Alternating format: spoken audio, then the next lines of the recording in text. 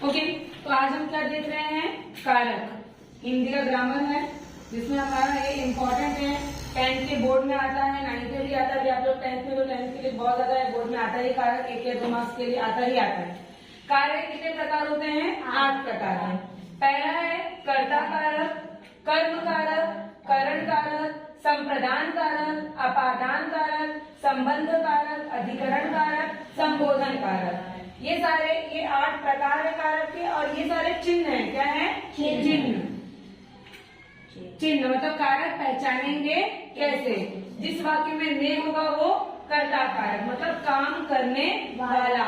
जैसे राम ने रावण को मारा, तो राम ने ना ने आया, मतलब क्या है? वो हमारा कर्ता कारक। अब कर्म कारक मतलब कि जिस पर काम का प्रभाव हो, जिस पर काम का प्रभाव हो, हम क्या बोलेंगे? कर्म कारक। कर्म कारक का कोई एग्जाम्पल दो। हाँ, जैसे टीचर ने रोहित को मारा। रोहित को आया को मतलब कि रोहित पर उस काम का प्रभाव पड़ रहा है। टीचर ने मतलब मैं तो करता हो गई, पर कर्म किस पे हो रहा है? रोहित पर। फिर थर्ड हमारा है करण कारक, मतलब कि जिसके द्वारा कर्ता काम करे। टीचर ने डंडे से रोहित को मारा। टीचर के द्वारा डंडे से जिसके द्वारा क्रिया हो रही है, से या फिर द्वारा। समझ में आया? ये हमारा क्या हो गया? थर्ड करण कारक। अब संप्रदान कारक मतलब है को, के लिए, जिसके लिए क्रिया की जा रही है। टीचर ने रोहित के लिए मिठाई लाई, के लिए। समझ में आया?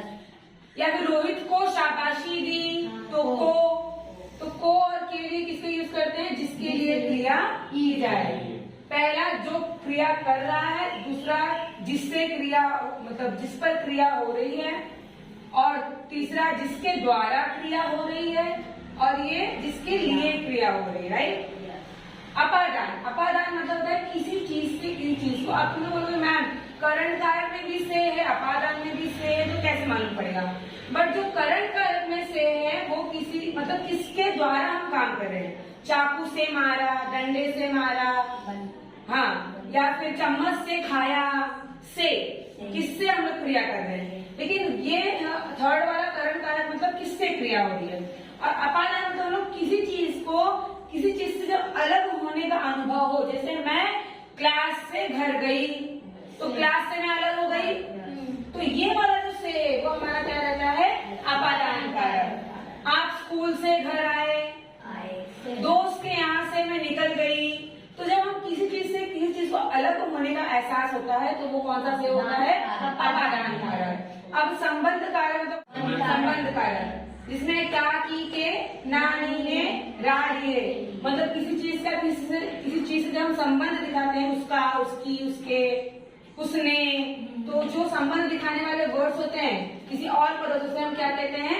संबंध कारक। अधिकरण कारक मतलब किस पर, किस बेस पर, किस पर आधारित है। जैसे आप बेंच पर बैठे हो, मैं घर जा रहा हूँ। नो, मैं घर जा रहा हूँ, बेंच पर बैठे हो। हाँ, कुर्सी पर बैठे हो, मेज पर है, या फिर किसी चीज में डब्बे में रखा है। इसलिए दोनों वर्ड एक ही में आना चाहिए। नहीं, अलग अलग सेंटेंस। जैसे खाना डब्बे में रखा है, मैं पेड़ पर बैठी हूँ। हाँ, बोल सकते हैं आधार के लिए। तो जो आधार रहता है, क्रिया का आधार, उसे हम क्या कहते हैं? अधिकरण कारक। संबोधन कारक तो आप लोग जानते ही हो, इंग्लिश के ग्रामर, पार्ट ऑफ स्पीच भी है, इंटरजेक्शन के नाम से। फिर एक्सक्लेमेटरी सेंटेंस ये सब बोलते हैं। सडन, जो अचानक हम लोग कोई चीज बोलते हैं, हे, अरे, अजी। जैसे अजी सुनते हो, हे भगवान, अरे क्या हो गया। तो ये सारे हमारे पार्ट्स ऑफ कारक के प्रकार है, उसके चिन्ह है, और कहाँ पे क्या यूज होता है वो चीज। समझ में आया सबको? लिख के रहो। डन।